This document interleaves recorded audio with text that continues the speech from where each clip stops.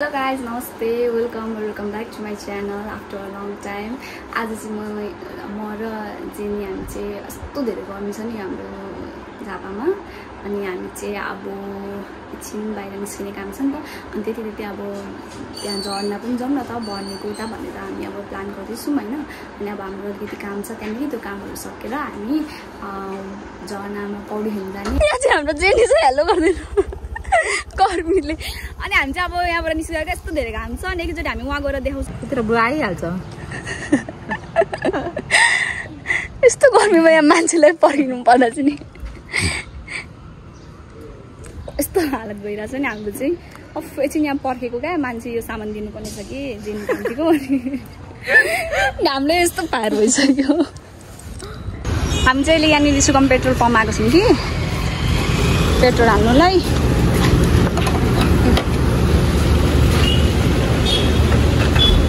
Jenny चाहिँ यस्तो घाम छ नि यहाँ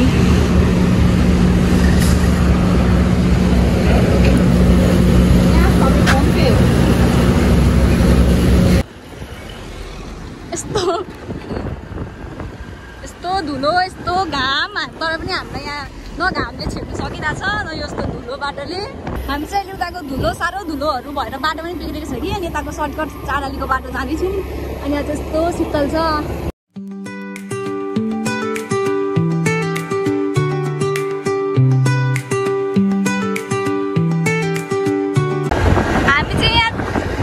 झापाको पर्नेको यो भाइरल ठाउँमा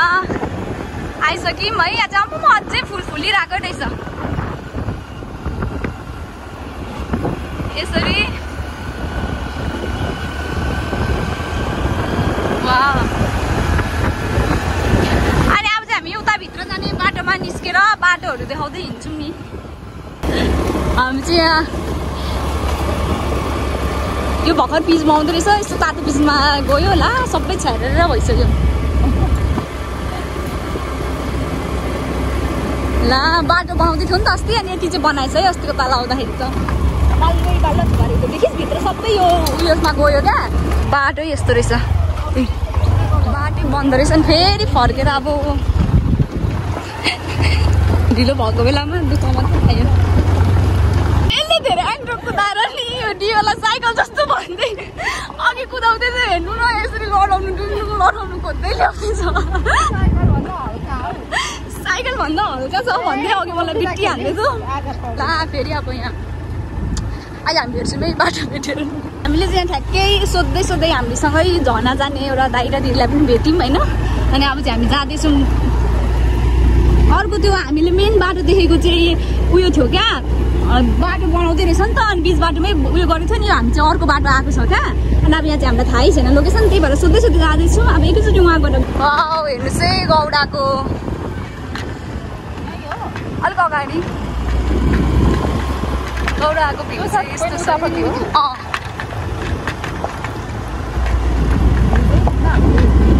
खिचेको हो तर बाटो चाहिँ एकदम उयो भएको छ क्या है बिग्रेको छ क्या यसरी बिग्रेछ। अनि हाम्रो पछाडि पनि आउनु हुँदैछ दाइ र दिदीहरू यहाँबाट चाहिँ यस्तो देखिन्छ है साह्रो बाटो हालत चाहिँ झर्ना त आयो तर आमा कति धेरै केटाहरू छ यत्रो धेरै भिड देखेरै आँट आएन यसलाई र मलाई चाहिँ छाउ यत्रो मान्छे देखेर फेरि यहाँ आँट आएन त्यही पनि हुन्छ नि त यहाँ दिदीहरूसँग चाहिँ हामी चाहिँ लु जाने दाइ चाहिँ छिटो बिर्सेर है हामी चाहिँ हिँडेको झर्ना चाहिँ त्यहाँ पर हो अनि यसरी जानुपर्छ हामी चाहिँ यसरी जाँदैछौँ डेन्जर भिड रहेछ अब यत्रो टाढो आएर हामी चाहिँ सबैजना चाहिँ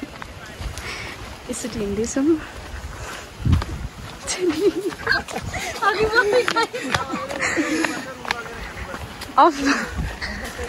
कति धेरै मान्छे हुँदो रहेछ सबजना यसरी हिँड्दैछौँ। हामी चाहिँ आइपुग्नु आँट्यौँ यसरी जङ्गलको बाटो हजुर जेनीहरू आउँदैछ अनि अरू दाइहरू पनि आउनुहुँदैछ कस्तो लाग्यो छ तँलाई रमाइलो होइन यो बाटो कटेर जानुपर्छ बाटो जस्तो छ यता हो दाइ यताबाट चाहिँ पानी चाहिँ यति आएको रहेछ फाइनल्ली हामी झर्ना चाहिँ आइसक्यौँ कि तर कति धेरै केटा नआउँदैछ हामीलाई अब यहाँदेखि अगाडि जाने आँट आएन क्या कति धेरै धन्यले एउटा दाइ र दिदी भेटेको छौँ न त सब छैन क्या त झर्ना यहीँ हो क्या यहीँ चाहिँ अब एकछिन बस्छौँ हामी होइन अनि जानुहुन्छ होला अनि हामी खेल्छौँ नि यहाँ खोलामै बस्नुको लागि आएको छौँ क्या अब यत्रो आइसकेपछि होइन अघि भए पनि पानी त खेल्नुपर्छ भनेर त्यो यहाँबाट यसरी आएर अब यहाँ एकछिन खोलामा बस्ने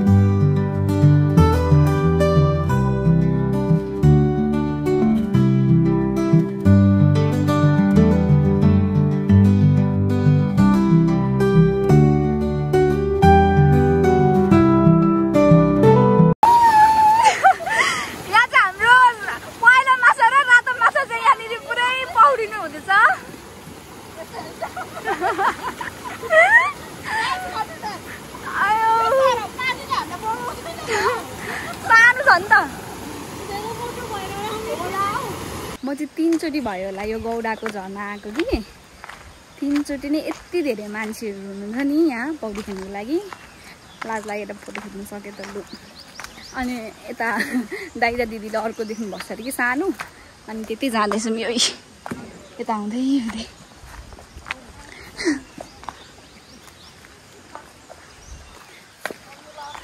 अब चाहिँ एकैचोटि कि त बिहानै आउनु पर्यो होइन हुन्छ नि अब त्यो बिहानै पनि बिहानै होइन अब खानासाना खाएर आउनु पर्यो नत्र त यति धेरै मान्छेहरू हुन्छ नि मतलब अब अरूभन्दा पनि दाइहरू ठुल्ठुलो दाइहरू चाहिँ आएर खेल्छ क्या प्रायः